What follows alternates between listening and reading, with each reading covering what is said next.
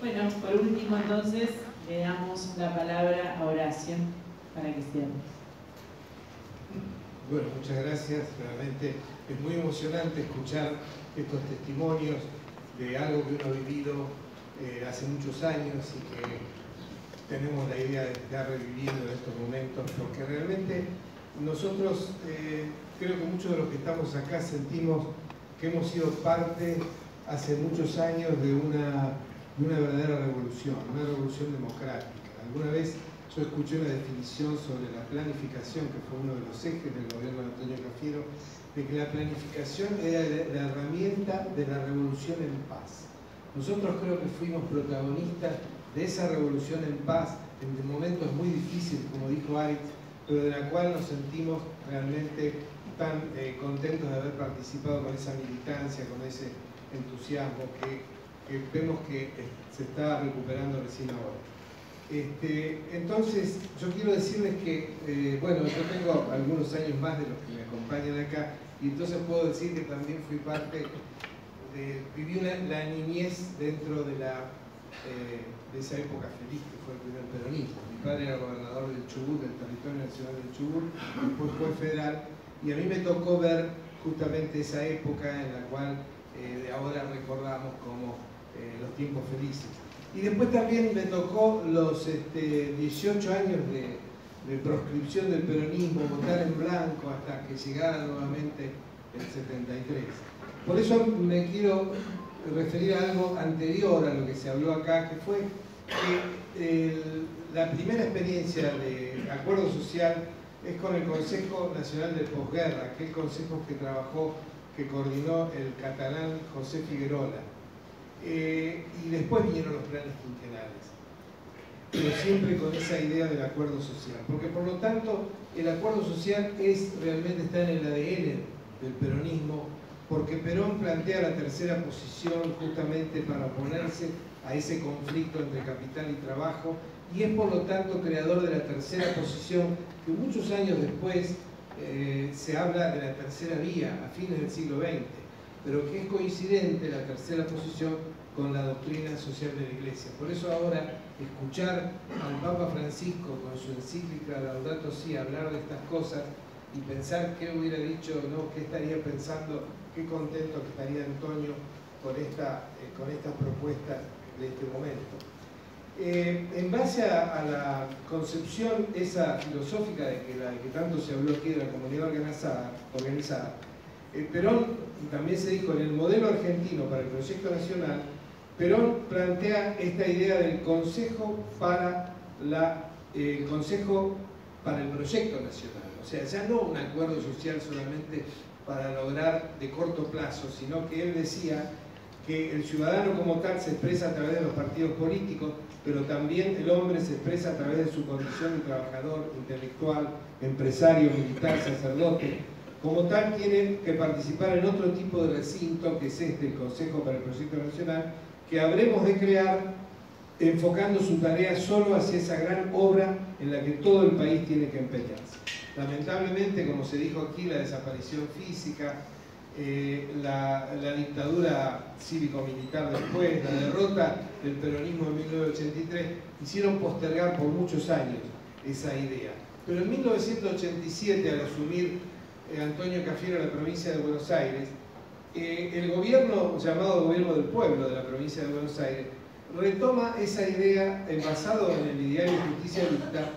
de la necesidad de una planificación concertada y participativa, y Cafiero decía que la riqueza y la diversidad representativa de una sociedad no se agota en los partidos políticos, como ven, coincidente con la idea que planteaba Perón en el 47, sino que requiere de la participación de las entidades y organizaciones del pueblo que necesitan ser reconocidas en una estructura de poder como uno de los engranajes básicos de la democracia moderna.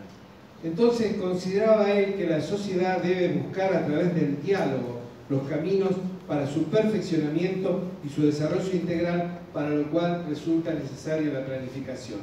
Pero decía que la planificación no era la planificación imperativa de un Estado benefactor, sí, pero no, solamente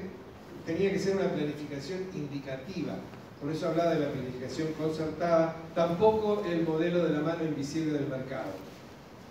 Y en base a estas ideas, ya Aris mencionó la idea de generar a través de 4 ejes de la política, que fue la descentralización, la participación, la planificación y la concertación social, una serie de herramientas de la democracia participativa, como fue el Consejo para el Desarrollo de la Participación Provincial, los consejos de seguridad, consejos de escuela, el Consejo Provincial de la Mujer, el Plan Trienal de Gobierno, del cual ya se habló. Y en el Ministerio de Salud, en lo cual tuve el honor de formar parte del equipo, primero del gobernador, del ministro Florian Ferrara, creador de ese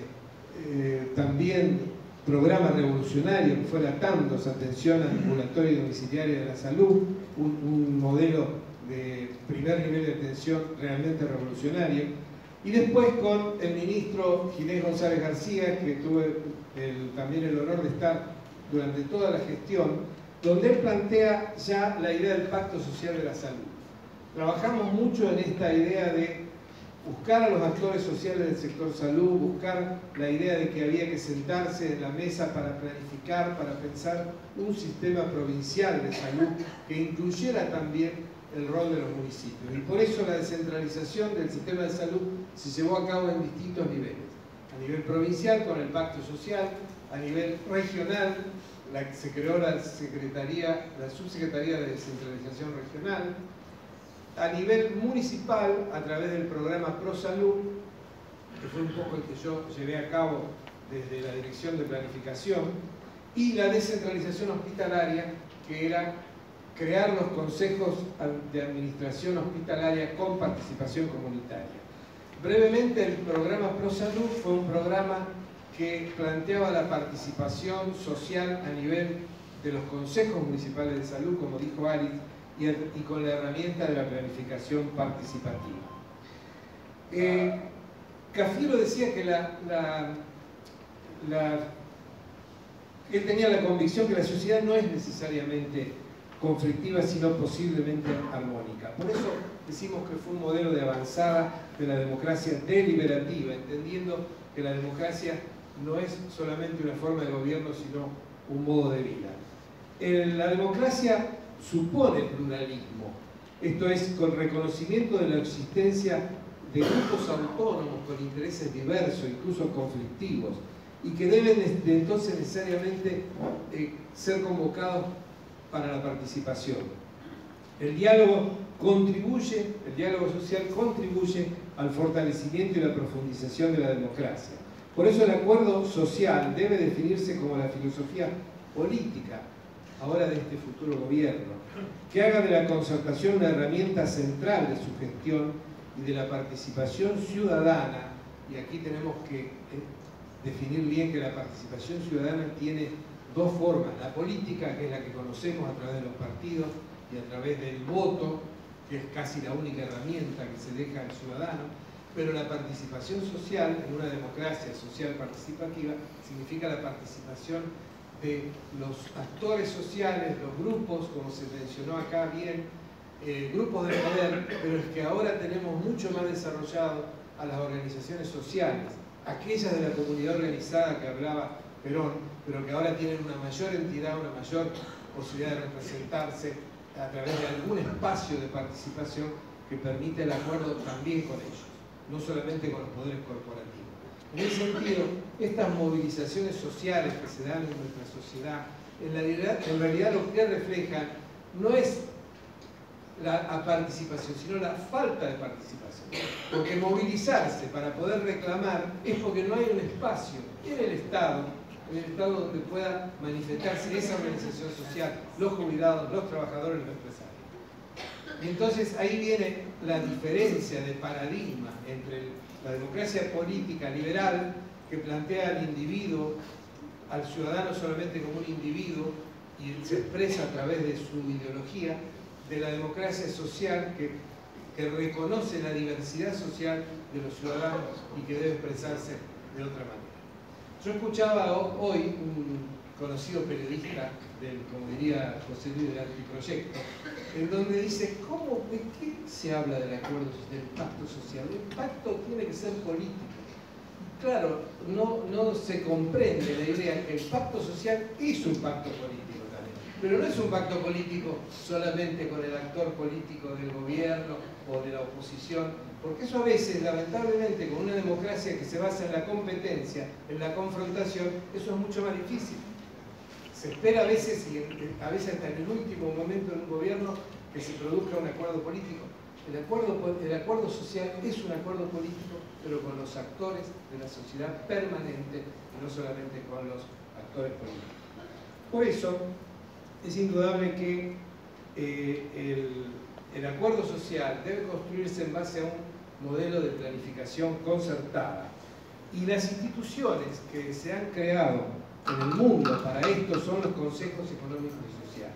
Los consejos económicos y sociales, que también Perón lo crea en el año 52, existen en todo el mundo en las democracias modernas. Las democracias que no son solamente democracias mayoritarias, como Estados Unidos, como Inglaterra, la nuestra también, en donde gana el que obtiene la mayoría, sino las democracias consensuales. Hay algunas en el mundo, y aun cuando sean democracias representativas que están en crisis en todo el mundo, las democracias representativas, por la falta de representatividad a veces de los actores políticos, tienen los consejos económicos sociales como espacios de concertación social. Por eso también en el fundamento del plan trienal de la gestión de Antonio Cafiero se decía: somos una comunidad que en democracia social desea evolucionar hacia mejores estadios de desarrollo económico, social y cultural. El instrumento para ello es la concertación y la planificación, un proceso donde intervienen las fuerzas creadoras de la sociedad y la voluntad transformadora del pueblo. Es la antítesis de la evolución espontánea, en la cual la sociedad queda sometida al juego de los mercados y a la voluntad de grupos hegemónicos de poder. La planificación en democracia no es un instrumento compulsivo e imperativo de un Estado autoritario, sino una herramienta al servicio del conjunto del pueblo organizado para articular mejor las relaciones entre la comunidad, el Estado y el mercado. Por eso Cafiero no hablaba de la reforma del Estado, como escuchamos después, muchos años después. Él hablaba de la transformación del Estado. La transformación del Estado era convertir a las instituciones del Estado en órganos participativos, que es lo que se hizo en varios ámbitos del gobierno. Finalmente, la democracia, recordemos que la voluntad política falló en el año 94 de crear el Consejo Económico Social constitucionalmente, como lo tienen muchos países.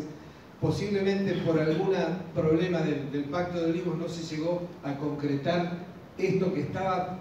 lo había propuesto el Consejo para la Consolidación de la Democracia, y hubo 55 proyectos de creación del Consejo Económico y Social, y sin embargo no quedó en la Constitución. ¿Cuál es entonces la transformación que se espera o que esperamos y en la que creemos del paradigma del Estado, pasar de la democracia representativa a la democracia social participativa? Es una diversidad o un reconocimiento de la diversidad de los actores sociales. Su base ética es lo que Adela Cortina define como el reconocimiento moral del otro, es decir, a diferencia de la base ética del liberalismo, que es el individualismo posesivo. Y por eso el Estado, que aún en democracia reconozcamos que a veces sigue siendo demasiado burocrático autoritario, como diría Osler, debe transformarse a través de una reforma, pero que avance hacia la participación social. Finalmente, la participación de los grupos organizados de la sociedad que conforman esta democracia social participativa es la base filosófica del acuerdo social. que se basa entonces no en la concentración del poder que a veces busca la democracia representativa, sino en la distribución del poder. ¿Qué es una democracia si no significa en esencia el gobierno del pueblo? O sea que el poder tiene que estar distribuido en todo el pueblo. Por eso, en la convicción de que Antonio Cafiero, como Raúl Alfonsín, representa cada vez más una referencia indiscutida de la refundación democrática, el instituto que lleva su nombre ha querido contribuir con este encuentro a la propuesta del futuro gobierno del Frente de Todos,